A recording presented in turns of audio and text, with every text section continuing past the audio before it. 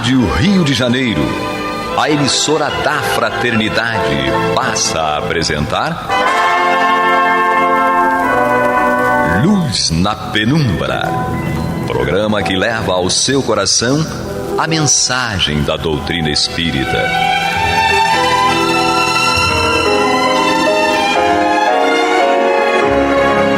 E com vocês, Eduardo Araújo, para o estudo de O Livro dos Médiuns, da obra codificada por Allan Kardec.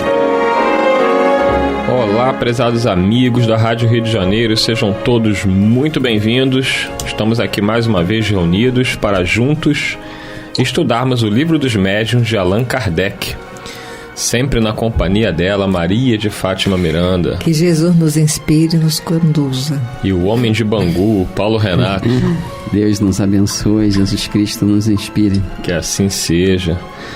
E nós estamos aí nessa caminhada do Livro dos Médiuns, já lá no final do livro, né? Você que está chegando agora, a gente já está aí na segunda parte do Livro dos Médiuns, que é o capítulo 31, que trata das dissertações espíritas. Hoje nós vamos ler a mensagem de número 21, uma mensagem do Espírito Fénelon. Então pegue aí o seu livro, capítulo 31, mensagem de número 21. Vamos ver aqui o que diz Fénelon para a gente.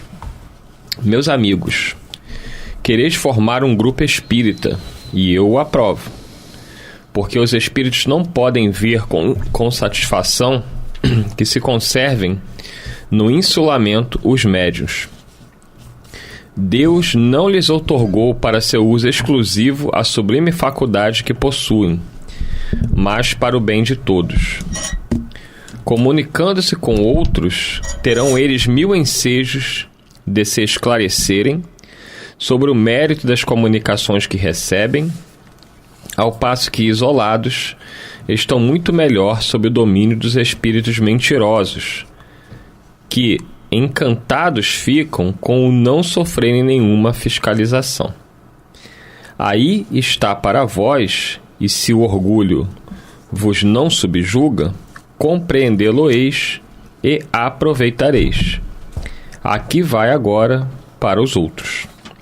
É interessante essa colocação do Fénelon, porque o grande desafio é exatamente o orgulho, né? Primeiro ele começa exaltando a necessidade do médium buscar se vincular a um grupo, né? Do médium não ficar isolado, não ficar trabalhando em casa, achando que ele sozinho ele pode conduzir, né, a faculdade mediúnica com segurança.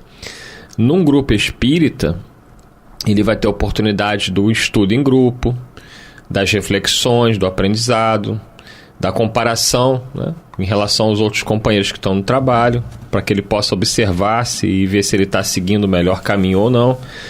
Mas o grande escolho, o grande obstáculo, eu vejo aqui nesse primeiro parágrafo, na mensagem de Fénelon, é justamente o orgulho, porque muitos médiuns não estão preparados para sofrerem qualquer tipo de crítica construtiva em relação à condução da sua mediunidade e às comunicações que recebe. Não é isso, Maria de Fátima Miranda?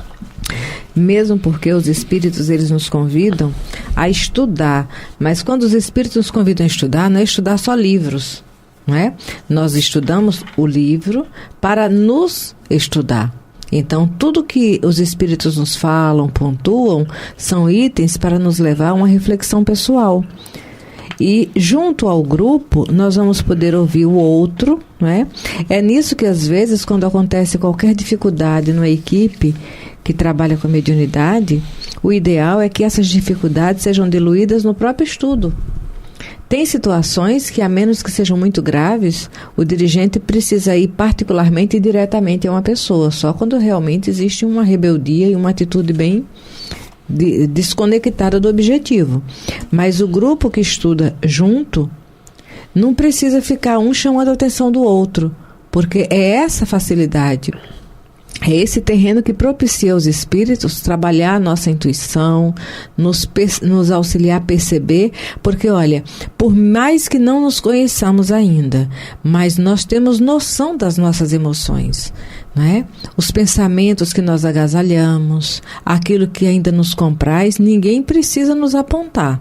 Cada um de nós, no nível de discernimento que já temos, conseguimos atentar para aquilo que é bem próprio da gente. Num grupo de estudo, as colocações são feitas e nos convida cada um a fazer a sua reflexão. E aí, Paulo Renato, é um desafio imenso, né? Ao mesmo tempo em que o médium precisa estar vinculado a um grupo para que ele possa estudar, compartilhar conhecimentos, o orgulho muitas vezes faz com que os médiuns se fechem no seu próprio mundo e acabem caindo, né, nas armadilhas desses espíritos enganadores que tentam estimular a vaidade e fazer com que o médium feche os ouvidos a qualquer tipo de observação dos companheiros em relação às mensagens que recebe. Essa questão do trato da mediunidade em si, né, e como lidar com ela nas instituições espíritas, uma vez que estamos sempre em contato com alguém, né, com outro ser humano, com as mesmas, de uma forma geral, com as mesmas características de personalidade que a nossa, nós acabamos por esbarrar em dificuldades no outro que nós mesmos possuímos. Então, as nossas tendências de exclusivismo permanecem em nosso psiquismo, em nossa área de comportamento, e de uma forma ou de outra todos nós temos a dificuldade de lidar com algumas negações, com algumas negativas em relação àquilo que nós estabelecemos como nossas verdades. Então a nossa tendência como mecanismo de fuga, para muitos de nós, é tentar o isolamento, não necessariamente o isolamento social, mas o isolamento daqueles que pensam de forma diferente que nós. Então nós nos associamos ou nos isolamos nos grupos afins, não entendendo, não compreendendo bem a própria questão levantada por Allan Kardec em O Livro dos Espíritos, quando fala sobre sociedade, quando diz que nós somos seres essencialmente sociais e devemos trabalhar, aprender, conviver com aqueles que têm níveis de evolução, portanto, maneira de pensar diferente da nossa. Sem esse contraditório, digamos, né, sem essas ideias contrárias à nossa, nós, por certo, se fosse possível esse isolamento, por certo, nós estaríamos ainda no campo do aprendizado, do desenvolvimento da inteligência, no campo moral mesmo, nós ainda estaríamos aí nos primórdios da humanidade. Então, é uma tendência que todos nós temos que combater em nós, essa tendência de isolamento, de fuga, toda vez que ideias contrárias se insurjam contra nós, contra nossas ideias, o nosso personalismo. É interessante que a gente se coloque sempre na posição daquele que avalia não só as ações dos outros, mas as próprias ações, para saber em que ponto nós também não estamos sendo teimosos.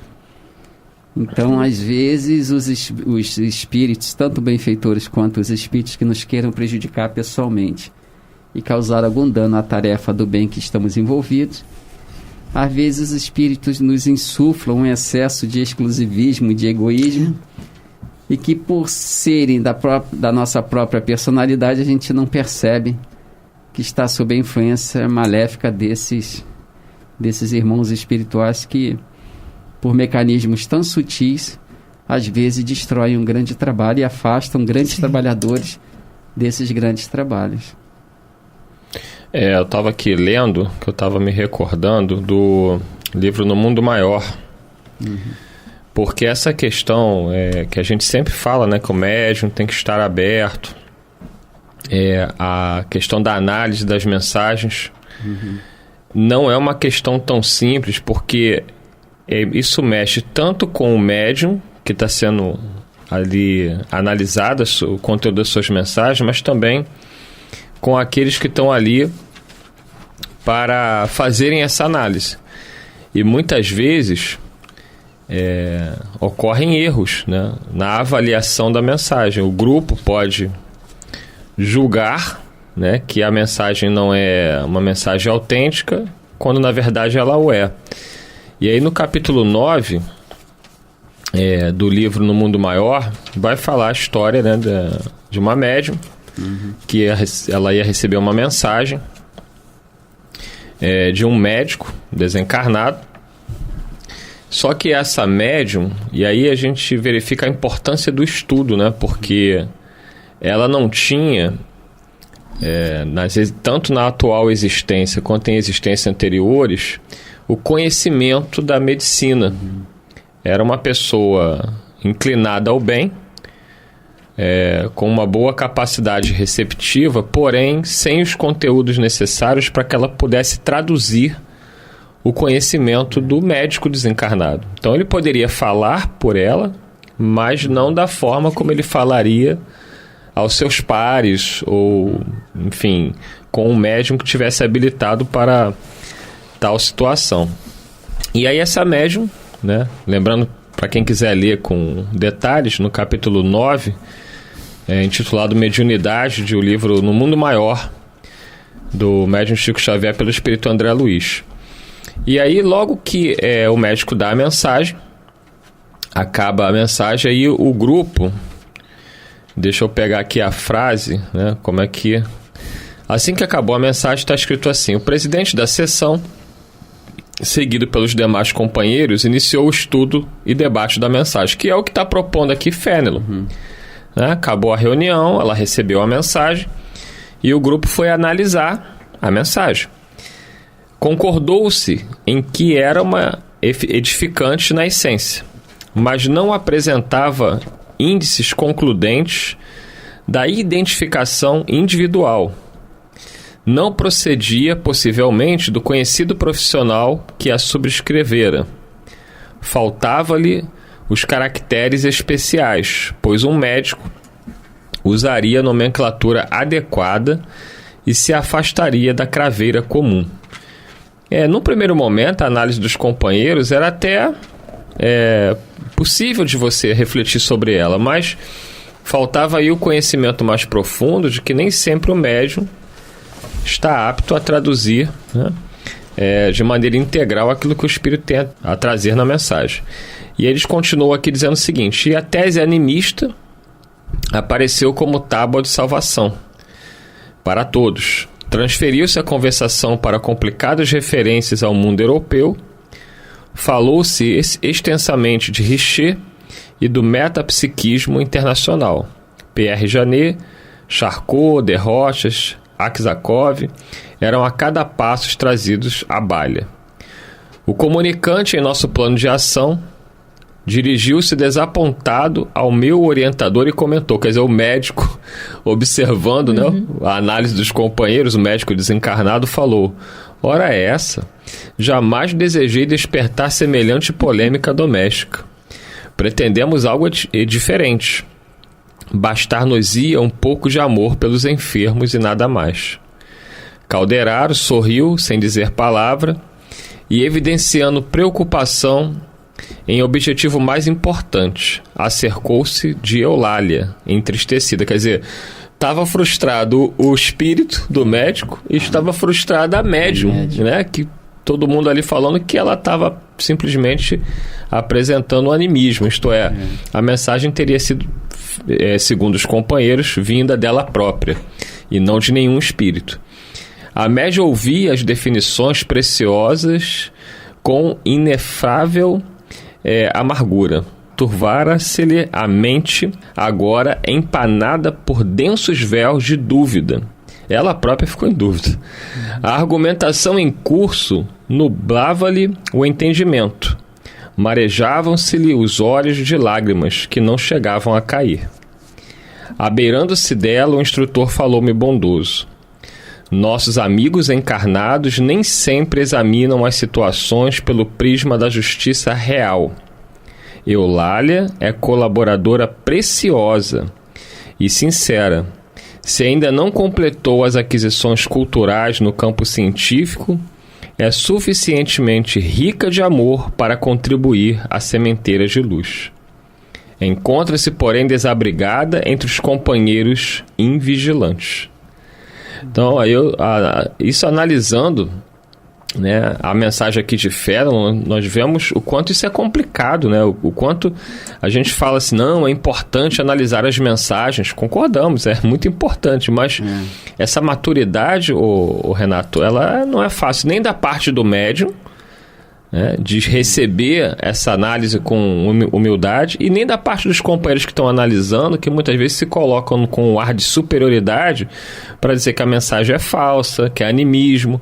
Até conversávamos sobre isso antes do programa, em relação a médios que nós respeitamos e que são duramente atacados. A questão realmente passa pela administração ou gestão de quem está à frente de um trabalho desse gesto, dessa natureza, porque quando se forma um grupo mediúnico com finalidades bem específicas, não se está formando esse grupo com médiuns de natureza semelhante à do Chico Xavier, que disse que estava sempre aprendendo. Então os médiuns que entram nesses grupos, por mais que tenham tempo nesse exercício, eles estão, nessa lembrança aí do Chico, no aprendizado constante.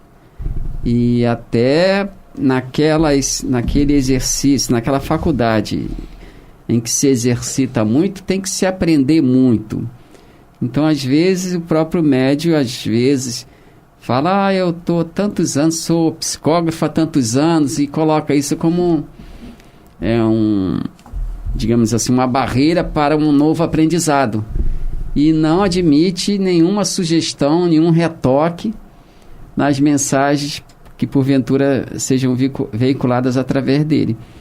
E às vezes a pessoa que está à frente desse trabalho, acaba também por generalizar faculdades mediúnicas.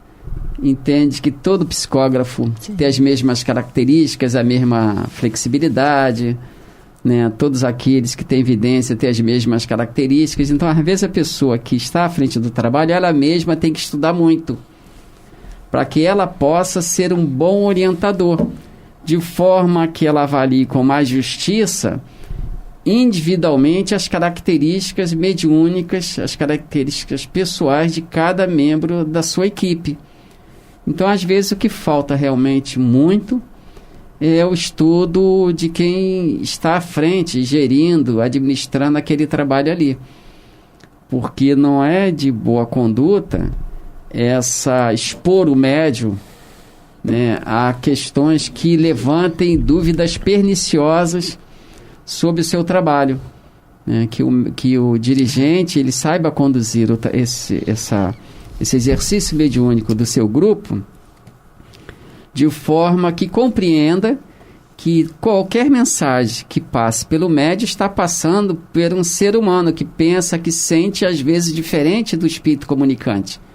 E naturalmente há de ter alguma interferência na mensagem. Se a interferência do médium se torna maior, o dirigente da reunião tem que ajudar o médium de forma que ele aos poucos vá conquistando conhecimento sobre si mesmo e vai liberando mais o espírito para se comunicar e se retirando mais da mensagem.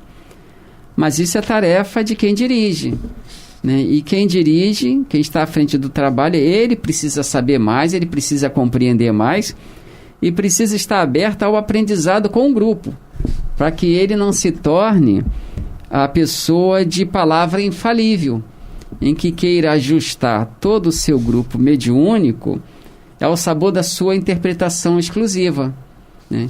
Então a questão realmente é de amadurecimento do grupo e um cuidado maior com quem dirige, de quem dirige. E aí, Miranda, como superar essas dificuldades? Tem aquele livro, eu acho que é do Candário de Luz, tem. né? Do Chico. É, do Chico. Pela psicografia do Chico. E chega aquela senhora que quer formar um grupo, mas um grupo que seja top. Não é? Porque o referencial é verdade que o nosso guia no bem é Jesus. Não é? Mas nós não podemos nunca perder o ideal, mas com pés no chão da nossa realidade, até para que ela seja educada. E ela quer formar aquele grupo e o instrutor olha, fala, olha, nem eu tenho condições então de participar, porque o único grupo que eu conheço nesse nível é o de Jesus, de espírito puro. Mas também estavam lembrando do Eurípides Barçanufo, quando ele esteve presente pela primeira vez numa reunião mediúnica, lá onde o tio dele estava dirigindo, e as coisas já chamaram a atenção dele para a autenticidade, porque todo mundo no povoado estava na reunião. E tinha 2 cadeirinhas lá vazias, que era esperando justamente ele e o amigo que estavam a caminho. E ele não tinha avisado a ninguém, não é? Só que Eurípides tem o olhar de um espírito lúcido já, que é bem diferente do nosso. Então ele acompanhou tudo, ele percebeu a simplicidade e a autenticidade daquelas situações e ficou pensando que, enquanto católico, o sonho dele era ouvir as explicações das bem-aventuranças, que ele gostaria de ter uma compreensão mais funda e não tinha ainda. Aí nisso, o médio analfabeto, não é? Que o biógrafo do Eurípides fala que o médio só sabia desenhar um O porque usava uma xícara. Levantou-se e explicou. Mas o detalhe, ele queria ouvir as explicações do João Evangelista. Olha só, Eurípides não queria nada não, tá? Ele só queria isso, que ouvir do próprio João Evangelista a explicação das bem-aventuranças. E aquela criatura simples do campo, rude, analfabeto, levantou-se e explicou item por item das bem-aventuranças. Ali é para que nós possamos ver como é que funciona a nível da simplicidade do médio, que ele não precisa ser acadêmico, não é? PhDeus, para ser um instrumento divino na Terra, e o coração aberto do Eurípides, que ele estava realmente analisando tudo. Ao nosso nível, as coisas funcionam de forma diferente por conta... Nós somos espíritos que já subjugamos muito, já dominamos muito, já mercadejamos a fé de várias maneiras, não é? Cada um de nós agora na Terra interessado no Evangelho de Jesus, especialmente nós com o vínculo da mediunidade, somos aqueles que já falimos de várias maneiras, desrespeitando, impondo, abusando. Então tirar esse condicionamento nosso é um grande desafio. E numa reunião, seja ela até reunião de estudo, você observa, não precisa muito uma reunião mediúnica. Não precisa uma reunião mediúnica, uma reunião de estudo. Quando um tem uma abordagem diferenciada, se a gente não ficar aberto para arquivar aquela abordagem, para refletir, vai ficar um degladiando, querendo apresentar uma teoria diferente, quando na realidade são os espíritos que trouxeram a mensagem. A teoria espírita não é nossa, não é? Quer dizer, a realidade espírita, as informações não são nossas. Então, o desafio é esse mesmo, são as nossas imperfeições. É interessante essa questão que o próprio Paulo, na carta dele aos Coríntios, capítulo 14, ele trata sobre essa questão que nós chamamos de reunião mediúnica, em que ele estabelece alguns critérios em que aqueles profetas médios deveriam se enquadrar para que a reunião fosse proveitosa para todos. É interessante que quem estiver nos ouvindo, veja, dê uma olhada nesse capítulo de Coríntios, né? Você até dá uma observada aí. No próximo programa você lê alguns trechos pra gente, tá bom? Ótimo, tá ótimo. Então vocês já podem ler, né? Qual é a primeira carta de Paulo aos Coríntios, capítulo 14. Então vocês já vão dando uma lidinha. Na semana que vem a gente vai retomar aqui esse tópico na mensagem de Fênelon, e o Paulo Renato lê algumas recomendações aí de Paulo de Tarso. Então agradecemos aí a Maria de Fátima Miranda, ao Paulo Renato, ao Clever na técnica e sobretudo a você, prezado amigo ouvinte, internauta, que nos acompanhará aí em mais um estudo de O Livro dos Médiuns de Allan Kardec. Semana que vem, se Deus quiser, estaremos aqui novamente para darmos continuidade. Muita paz a todos. Você está ouvindo o programa Luz na Penumbra.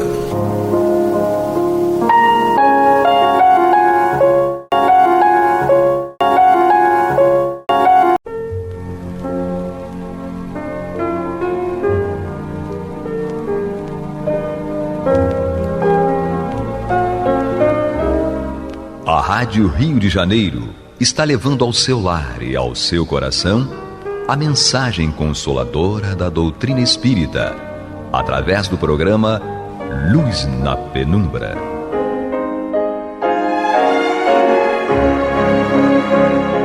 E agora com vocês, César Augusto Lourenço Filho, para comentar os textos da Revista Espírita de Allan Kardec no período de 1858 e 1869. Queridos amigos, aqui estamos de volta para o nosso Luz na Penumbra, com base na Revista Espírita, durante o período em que esteve sob responsabilidade de Allan Kardec. Como sempre fazemos, vamos ao retrospecto no caso de programas anteriores, porque em vários deles nós tratamos da matéria propagação do Espiritismo, inserida por Kardec no exemplar de setembro de 1858 da Revista Espírita. Nós nos utilizamos de vários programas, não apenas pela extensão do texto de Kardec, como também pela importância do assunto na sua contextualização para os dias de hoje.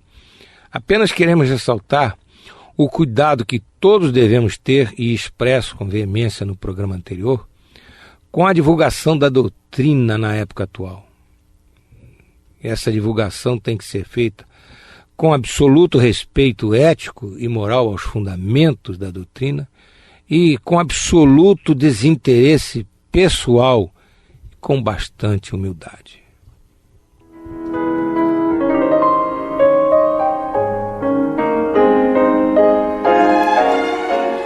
Neste programa daremos início ao estudo da matéria intitulada Os Espíritos Impostores, com o subtítulo O Falso Padre Ambrósio. Matéria essa constante do exemplar de julho de 1858 da Revista Espírita.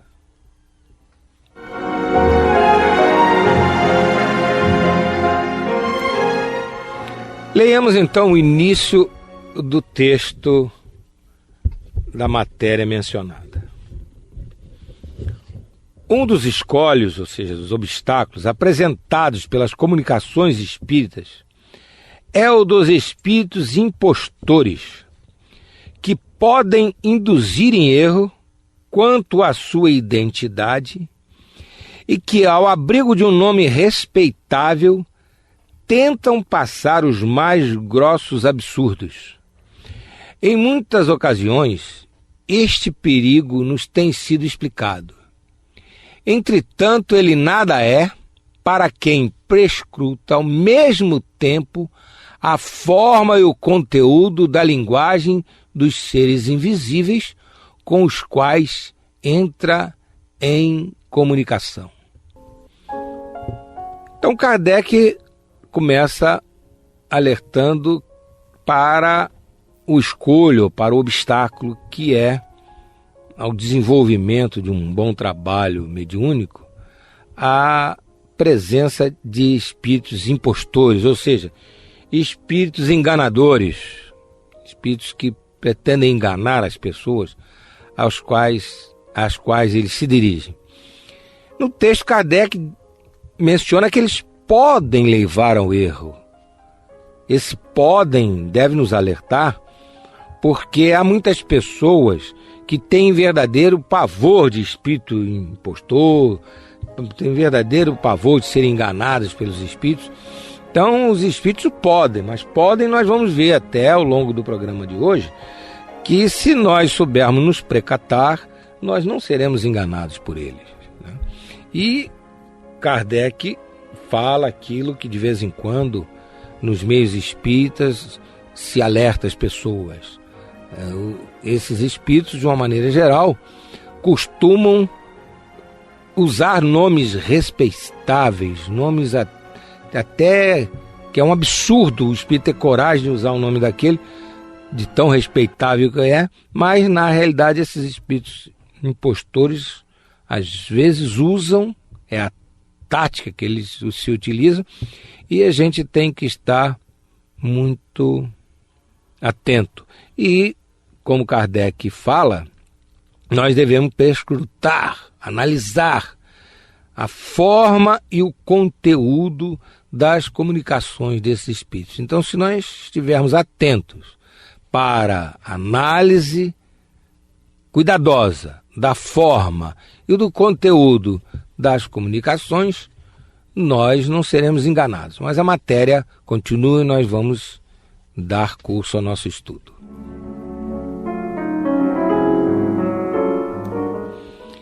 Mais adiante, Kardec dá um exemplo interessante desse espírito de crítica. Como é que ele ressalta, assim, de uma maneira bem prática, a facilidade com que nós podemos exercitar esse espírito de crítica. Suponhamos que no quarto vizinho a este que ocupais, estava uma circunstância lá em uma determinada dependência. Suponhamos que no quarto vizinho a este que ocupais estejam vários indivíduos desconhecidos e que não os possais ver, embora os escuteis perfeitamente. Não seria fácil, por sua conversa, reconhecer-se se se trata de ignorantes ou de sábios, de gente decente ou de malfeitores, de homens sérios ou de estouvados, de pessoas finas ou de gente rústica? Então, este texto de Kardec é tão claro, que não há necessidade de fazermos comentários.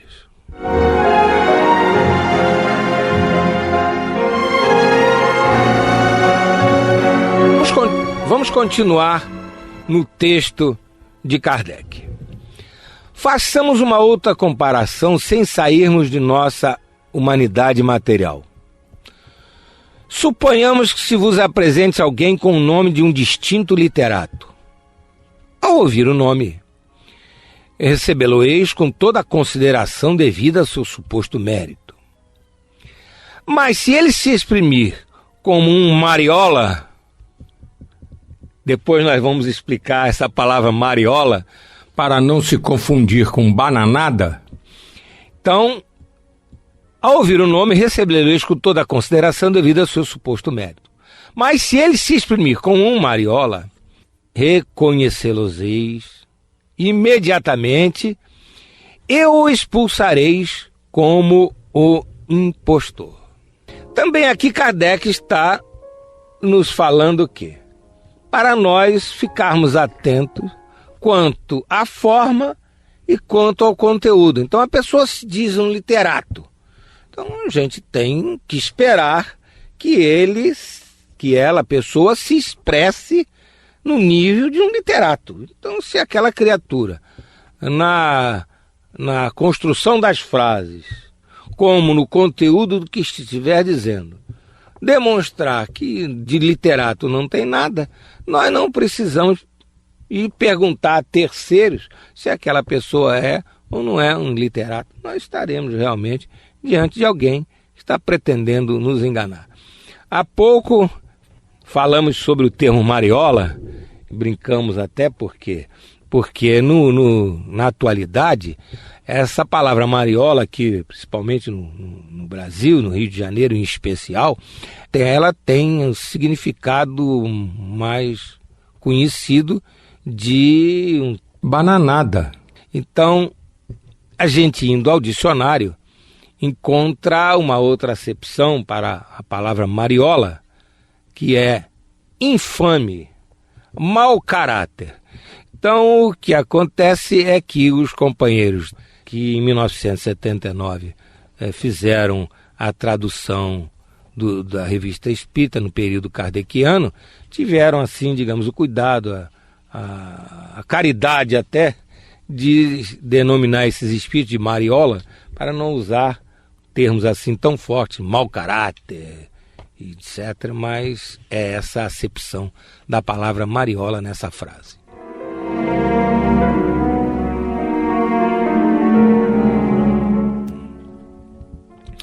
Consolidando essa orientação sobre o cuidado com os espíritos, Kardec diz ainda na Revista Espírita.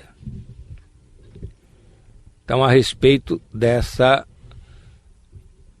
fato de pessoas se apresentarem de um nome querendo aparentar certas coisas, ou ser certa pessoa, ter certa qualificação, que na realidade não tem. Então, agora Kardec vai trazer esse conceito para os espíritos novamente. Dá-se o mesmo com os espíritos. São reconhecidos pela linguagem. A dos espíritos superiores é sempre digna, em harmonia com a sublimidade dos pensamentos. Jamais uma trivialidade lhes macula a pureza. A grosseria das expressões baixas é peculiaridade dos espíritos inferiores. Todas as qualidades e imperfeições dos espíritos se revelam na sua linguagem. Pode-se assim, e com razão, aplicar-se a frase de célebre escritor: o estilo é o homem. Esse trecho, mais uma vez, mostra que nós precisamos estar atentos quanto à forma e ao conteúdo do que os espíritos desencarnados nos falam. E não custa lembrarmos o Evangelho, no qual Jesus nos diz que uma boa árvore não pode dar mau fruto, uma má árvore não pode dar bom fruto.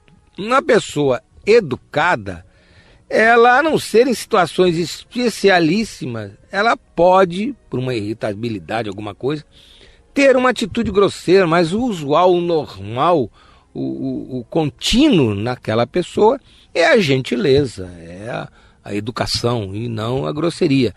Isso a gente tem que aplicar aos desencarnados. Nós temos que ficar atentos para ver de que forma o espírito se expressa e o que ele pretende, o que ele está dizendo, se ele está trazendo algo de útil ou se ele está trazendo alguma coisa que vá causar perturbação, que vai causar cisâneas ou coisas parecidas. Em seguimento, Kardec comenta matéria publicada à época, em dezembro de 1857, que houve essa matéria, em um jornal espiritualista francês, a respeito da manifestação de um espírito que se dizia ser o venerável Padre Ambrósio.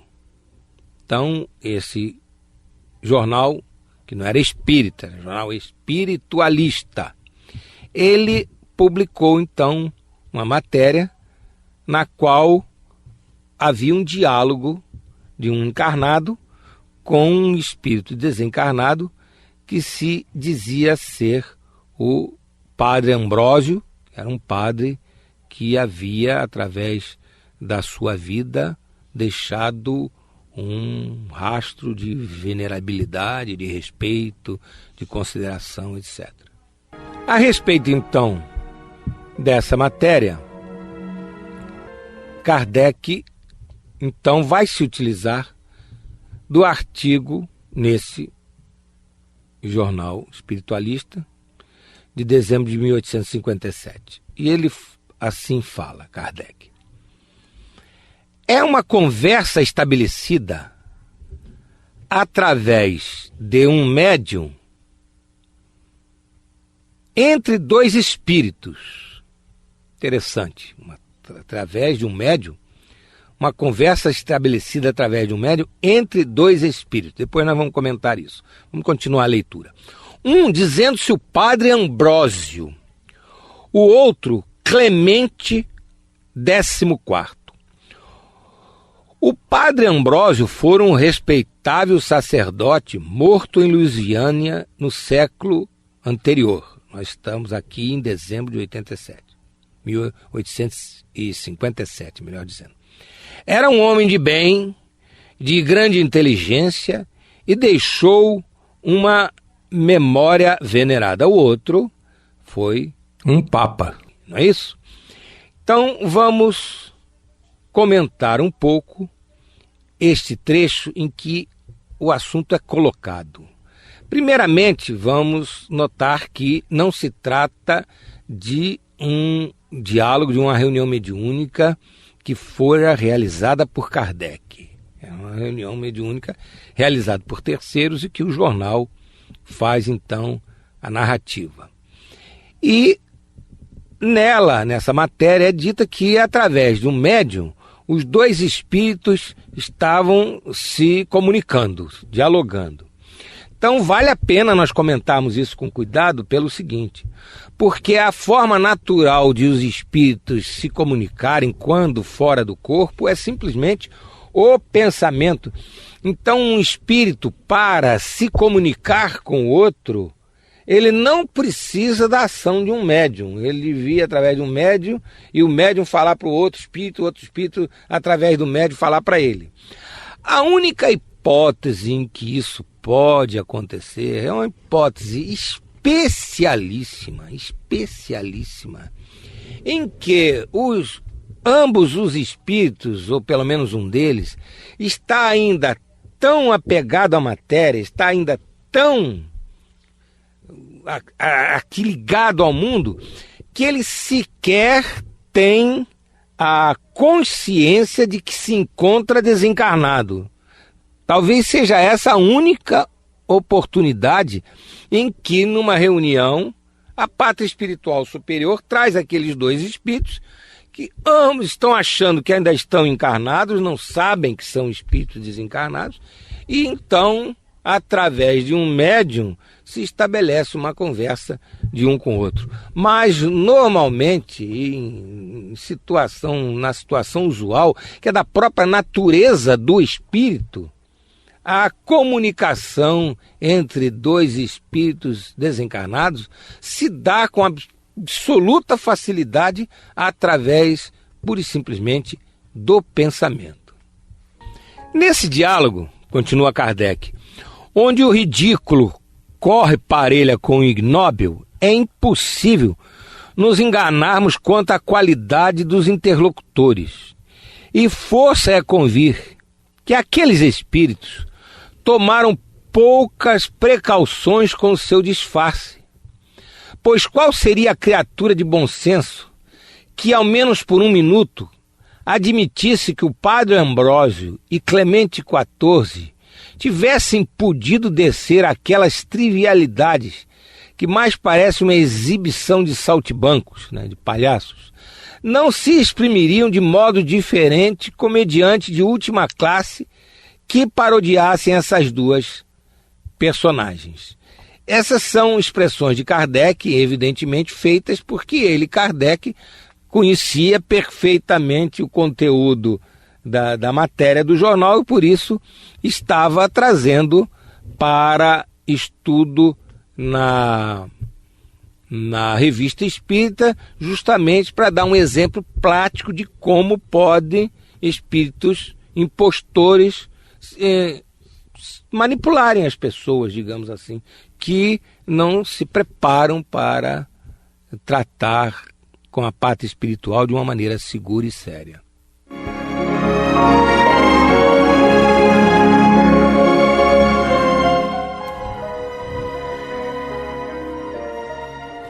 Depois de fazer essas considerações, e inclusive Kardec lamenta que o jornal, ao publicar, não tivesse, enfim, aberto uma discussão ou tivesse colocado alguma observação no sentido de impedir que aquilo causasse malefício aos leitores, Kardec diz o seguinte na Revista Espírita: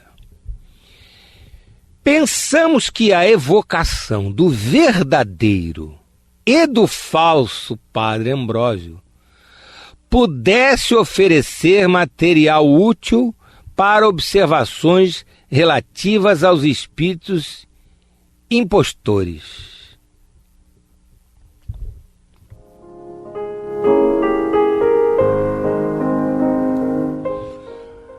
Então reparem a atitude interessante de Kardec. O jornal publicou aquela matéria absolutamente inverossímil por tudo aquilo que Kardec já conhecia de doutrina dos espíritos, que estava codificando a doutrina. Então ele teve uma ideia muito interessante.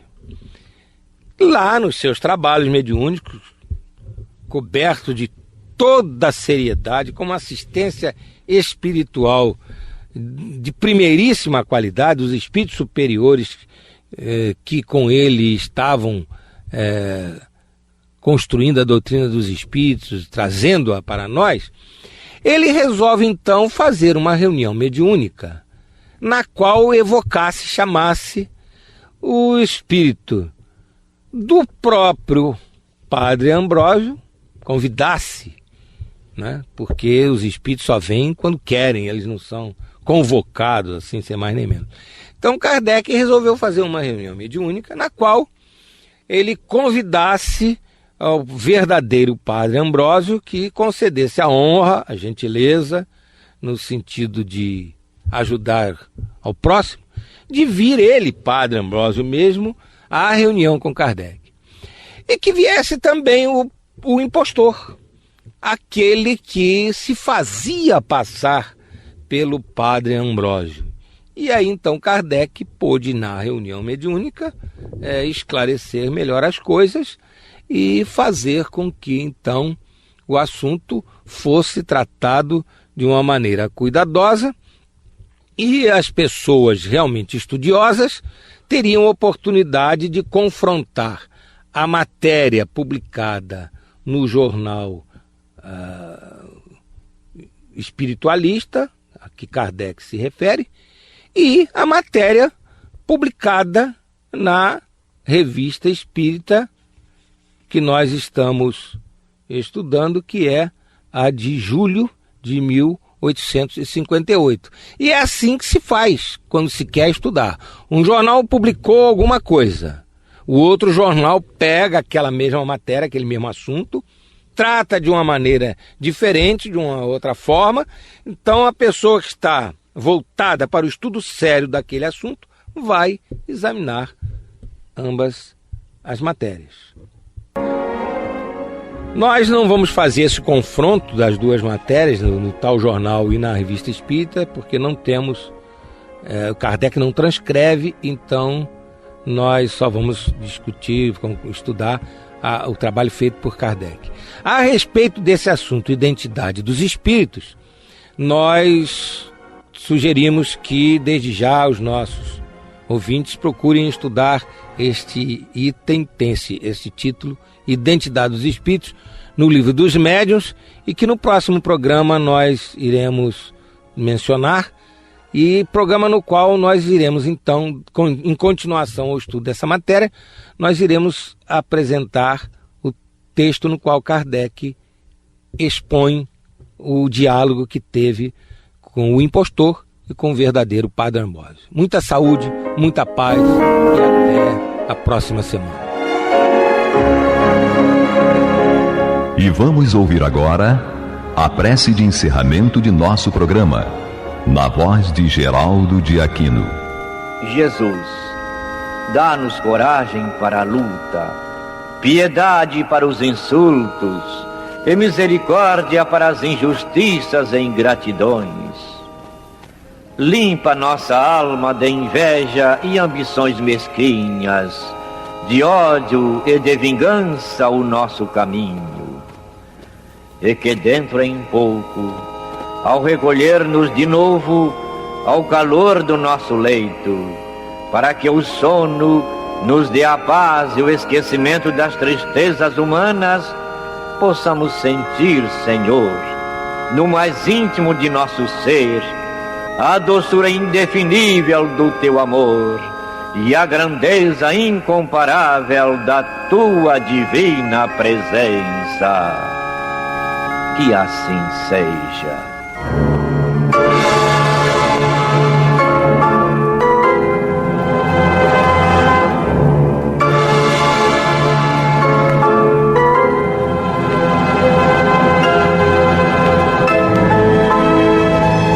Acabamos de apresentar o programa Luz na Penumbra, e voltará a ser apresentado amanhã às 21 horas nesta emissora.